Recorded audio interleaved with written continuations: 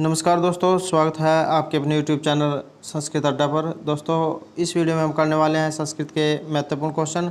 और दोस्तों, ये जो है पहले वाली वीडियो का सेकंड पार्ट है। और दोस्तों, अगर आपने हमारी पहले वाली वीडियो नहीं देखी है तो उसे आप आई बटन पर क्लिक करके देख सकते हैं। और इस वीडियो की PDF आप हमारे टेलीग्राम ग्रुप से प्राप्त कर सकते हैं, उसका लिंक आपको डिस्क्रिप्शन में मिल जाएगा। दोस्तों, ये जो क्वेश्चन है एग्जाम की दृष्टि से वेरी इंपॉर्टेंट क्वेश्चन है, इसलिए अंत तक बने रहिएगा। तो फर्स्ट क्वेश्चन है हमारा, यदा चक्षुरादिना घट रूपादिकम गृह्यते तदा अन्यो इंद्रिय अर्थ सन्निकर्षक हैं। जब चक्षु आदि के द्वारा जो घड़े के रूप आदि का ज्ञान का जो ग्रहण किया जाता है तो इस प्रकार का जो सन्निकर्ष है उसको क्या कहा जाता है? राइट आंसर है ग, सूक्त समवाय है। दोस्तों, ये जो सन्निकर्ष होता है ये दो प्रकार का होता है, लौकिक और अलौकिक। लौकिक सन्निकर्ष 6 प्रकार का होता है और इनमें से जो ये सूक्ष्म समवाय सन्निकर्ष है इसे ही जो है सूक्ष्म समवाय सन्निकर्ष कहा जाता है। जब चक्षु से अर्थात आँखों से घड़े में रहने वाले रूप का ग्रहण किया जाता है कि जैसे घड़े में श्याम रूप है, उस समय चक्षु इंद्रिय होती है और घड़े का जो रूप है ये विषय होता है, और इन दोनों का सन्निकर्ष जो है सूक्ष्म समवाय कहलाता है। दोस्तों, एग्जाम में ये भी पूछ लिया जाता है कि जो सन्निकर्ष है ये लौकिक सन्निकर्ष कितने प्रकार का होता है, तो ये जो 6 प्रकार का होता है। नेक्स्ट क्वेश्चन है, जीवित शरीरम रसात्मकम जीवित शरीरम से आत्मकम प्राण आदिमत्वात् इत्यत्र प्राण आदिमत्वम कीदृश हेतु। यहाँ पर जो ये प्राण आदिमत्वम जो पूछा गया है इसमें जो है हेतु कौन सा है? राइट आंसर है ख, केवल व्यतिरेक जो है यहाँ पर हेतु है। तो जिस हेतु के साथ जो ये व्यतिरेक व्याप्ति होती है, अन्य व्याप्ति नहीं होती है, वह हेतु केवल व्यतिरेकी कहलाता है। जैसे जीवित शरीरम से आत्मकम। नेक्स्ट है साध्य भाव साधकम हेतु अनंतरम यस्य विदिते सह हेतुभासो अननम भट्टने के नामना प्रोक्त हैं। तो ये जो साध्य साध भाव हेतु अनंतरम यस्य विदिते सह, ये जो पंक्ति है ये अनम भट्ट के द्वारा जो कही गई है, किस नाम से जो है कही गई है? राइट आंसर है क, सत प्रतिपक्ष नाम से जो है ये कही गई है। नेक्स्ट क्वेश्चन है, तर्क संग्रहे तर्क लक्षणम की मुक्तम। ये जो तर्क जो संग्रह है तर्क लक्षणम की मुक्तम, तो इसमें तर्क का जो लक्षण है ये कौन सा कहा गया है? राइट आंसर है ख, व्याप्यारोपण व्यापक आरोप है जो तर्क संग्रह के तर्क लक्षण में कहा गया है। नेक्स्ट क्वेश्चन है, अभाव प्रत्यक्ष से अनम भट्ट अनुसारम क्या सन्निकर्ष अंगीकृत है? अभाव के रूप में जो अनम भट्ट है इनके अनुसार कौन सा सन्निकर्ष अंगीकार किया गया है? राइट आंसर है का, विशेषण विशेष्य भाव सन्निकर्ष है। जब चक्षुओं से अर्थात आँखों से यह प्रतीत होता है कि इस भूतल पर अर्थात इस जमीन पर जो घड़ा नहीं है, उस समय विशेषण विशेष्य भाव सन्निकर्ष होता है। नेक्स्ट क्वेश्चन है, गंधत्वम कस्य लक्षण। ये जो गंध वाली है ये किसका लक्षण है? राइट आंसर है पृथ्वी जो है ये गंध वाली है। तो यहाँ पर जो ये गंध वाली जो लक्षण है ये पृथ्वी का बताया गया है। नेक्स्ट है, कविराज मुकुट अलंकार हीरा मम्मल देवी च कस्य पितरौ। ये जो कविराज मुकुट अलंकार हीर और मम्मल देवी जाय किसके माता पिता थे? राइट आंसर रखा श्री हर्ष के। तो श्री हर्ष के द्वारा विरचित जो नैसचरित है ये 22 सर्गों का एक महाकाव्य है। और इनके अगर माता पिता की बात की जाए तो इनकी माता का नाम मम्मल देवी और पिता का नाम श्री हरि है। दोस्तों, कई बार जो एग्ज़ाम में ये पूछ लिया जाता है कि श्रीहर्ष के द्वारा विरचित जो महाकाव्य है ये कौन सा है? तो इनके द्वारा विरचित नैसचरित महाकाव्य है। और अगर इसके सर्गों की बात करें तो इसमें 22 सर्ग हैं। और एग्ज़ाम में जो है इनके माता और पिता के बारे में भी पूछा जाता है। तो इनकी माता का नाम अमल देवी और पिता का नाम श्री हरि है। नेक्स्ट है, अधस्तन युग्मा नाम समचिन तालकाम चुनुत। तो यहाँ पर जो ये तालिका दी गई है इनको आपस में मिलान करना है।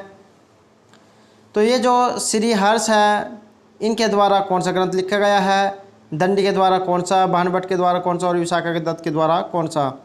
तो इसमें अगर विशाखा दत्त की बात की जाए तो इनके द्वारा रचित ग्रंथ है मुद्र राक्षस, भानुभट्ट हर्षचरित, दंडी दस कुमार चरित और श्रीहर्ष नैषधीयचरित जो महाकाव्य ये लिखा गया है। और दोस्तों ये जो क्वेश्चन है एग्ज़ाम की दृष्टि से वेरी वेरी इंपॉर्टेंट क्वेश्चन है, और जो प्रीवियस जो स्टेट या जो नेट के जो एग्ज़ाम हुए थे उसमें जो है क्वेश्चन आए हुए थे।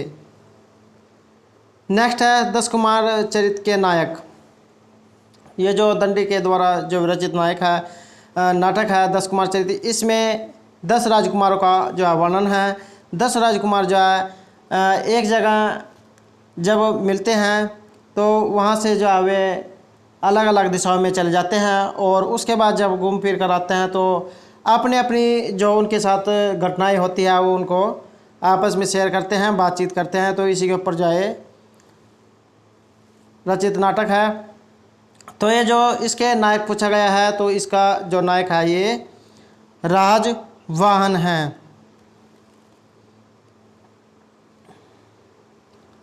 नेक्स्ट है विश्वनाथ मत अनुसार वीररस कत विध है।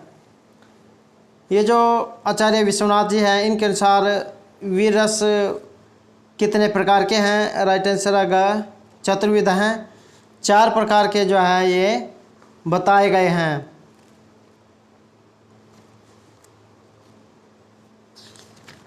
नेक्स्ट क्वेश्चन है हमारा, अगर यहाँ पर इनके अगर 4 प्रकार के जो ये वीररस बताए गए हैं, अगर इनकी बात करें तो प्रथम में है दानवीर, सेकंड में है धर्मवीर, थर्ड में युद्धवीर और फोर्थ में है दयावीर। नेक्स्ट है बृहत्त्रयम् न गण्य थे। जो बृहत्त्रयी में कौन से जो महाकाव्य है ये नहीं गिने जाते हैं? राइट आंसर है रघुवंश जो है ये बृहत्त्रयी के अंतर्गत नहीं आता है। तो इसमें नैषधीयचरित, किरातार्जुनीयम और जो शिशुपाल वध है ये बृहत्त्रयी के अंतर्गत आते हैं, और एग्ज़ाम की दृष्टि से वेरी वेरी इंपॉर्टेंट क्वेश्चन है, और लगभग जो एग्ज़ाम में ये आता है। एक तो जो इसमें बृहत्त्रयी पूछा जाता है और एक जो इसमें लघुत्रयी जो पूछा जाता है। तो ये जो रघुवंश है ये लघुत्रयी के अंतर्गत आता है। तो एग्ज़ाम की दृष्टि से वेरी वेरी इंपॉर्टेंट क्वेश्चन है। नेक्स्ट है गद्य काव्यम नास्ति। इनमें से जो गद्य काव्य है ये कौन सा नहीं है? राइट आंसर है बोधचरित जो है ये गद्य काव्य नहीं है, और बोधचरित जो है और सुंदरनंद जो काव्य है ये अशोक घोष के द्वारा विरचित जो महाकाव्य हैं, और कादम्बरी और दस कुमार चरित और हर्षचरित जाए गद्य काव्य हैं। नेक्स्ट क्वेश्चन है हमारा, केन कविना बौद्ध धर्मस्य प्रचारार्थम काव्यानि लिखितानि। किस कवि के द्वारा बौद्ध धर्म के प्रचार के लिए काव्य लिखे गए हैं? राइट आंसर है अशोक घोष के द्वारा जो बौद्ध धर्म के प्रचार के लिए काव्य लिखे गए थे। तो इनके जो काव्य हैं ये बोधचरित और सुंदरनंद जो है इनके काव्य हैं। अगर इसमें जो प्राप्त सूत्रों के अनुसार जो है बात करें तो अशोक घोष के द्वारा जो रचनाएं हैं इनकी संख्या 19 तक है, लेकिन विद्वानों का मत है कि अशोक घोष कृत 2 महाकाव्य जो बोधचरित और जो सुंदरनंद है एवं एक नाटक जो सारिपुत्र प्रकरण ही इनकी कृतियाँ हैं, जिसमें बौद्ध धर्म के सिद्धांतों का प्रतिपादन किया गया है। नेक्स्ट क्वेश्चन है नैषधीयचरिते कति सर्गाः सन्ति।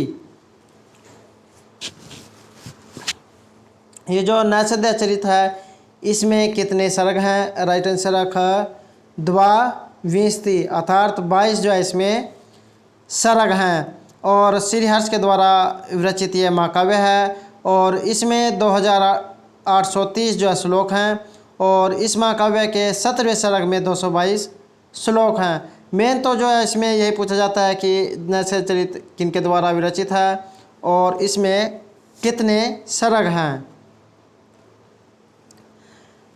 हमारा आज का अंतिम क्वेश्चन है किरातार्जुनीय महाकाव्यस्य कथावस्तु कुतः गृहीतम्। ये जो भारवी के द्वारा विरचित जो महाकाव्य है किरातार्जुनीयम, इसकी कथा वस्तु कहाँ से ली गई है? राइट आंसर है महाभारत के वन पर्व से जो है इसकी कथा वस्तु ली गई है। और भारवी जो है अर्थगौरव के लिए जान जाते हैं।